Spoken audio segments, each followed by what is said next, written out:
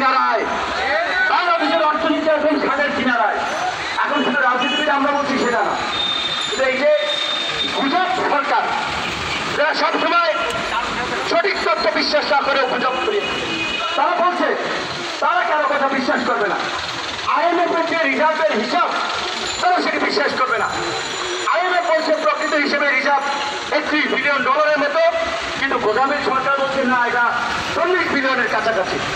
কারণ তারা যেভাবে বাজেটের আগে জিডিপি প্রবৃদ্ধি একটা অনুমান ভিত্তিক সংখ্যা তারা নির্ধারণ করে দেয়, ঠিক একইভাবে এখন যে সংকটের মধ্যে অর্থনীতিবিদরা, রাজনীতিবিদরা, বিভিন্ন প্রতিষ্ঠান যখন বলছে দেশের অর্থনীতি ঝুঁকির মধ্যে রয়েছে, তখন তারা সেটা বিশ্বাস করতে নারাজ।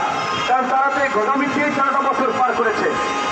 এখন আগামীতেও এই গোদামি দিয়ে আপনারা পার হতে দেবেন কিনা সেটা আপনাদেরকে সিদ্ধান্ত নিতে হবে। ইতিমধ্যেই আপনাদেরকে উন্নয়নের মূলে ধরিয়ে হাতে হেরিকেন ধরিয়ে দিয়েছে, এখন আরেকটা বাস ধরিয়ে দেওয়ার সময় অপেক্ষা করছে। তাই জনগণকে সিদ্ধান্ত নিতে হবে, সেই বাস আপনাদের হাতে ধরিয়ে দেওয়ার আগে আপনারা ওদের হাতে বাস ধরিয়ে দিবেন কিনা।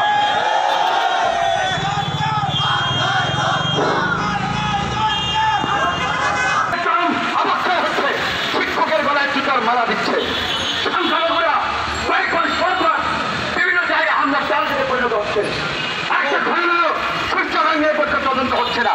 কারণ আমরা যদি সঠিকভাবে নিরপেক্ষ তদন্ত চিত্র দেখতে পেতাম, তাহলে যে ঘটনাগুলো আমরা দেখতে পাচ্ছি তার আড়ালে হয়তো একটা ভিন্ন চিত্র আছে, সেটি জনগণকে সরকার জানতে দিচ্ছে না। সে কারণে সেই কক্সবাজারের রামু থেকে শুরু করে সুনামগঞ্জের শাওলা, ব্রাহ্মণবাড়িয়ার নাসিরনগর, ঘোড়া থেকে শুরু করে আগে যে লড়াই ঘটনা ঘটল, একটা ঘটনাও সুষ্ঠু এবং নিরপেক্ষ তদন্ত এখন পর্যন্ত হয়নি।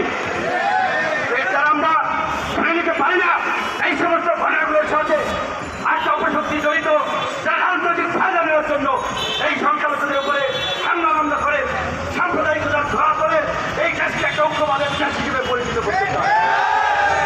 আমরা স্পষ্ট ভাষায় বলে দিতে চাই, সংখ্যালঘুদের উপরে যে হামলাগুলো ঘটছে তার প্রত্যেকটি ঘটনার বিচার বিভাগের তদন্ত করতে হবে।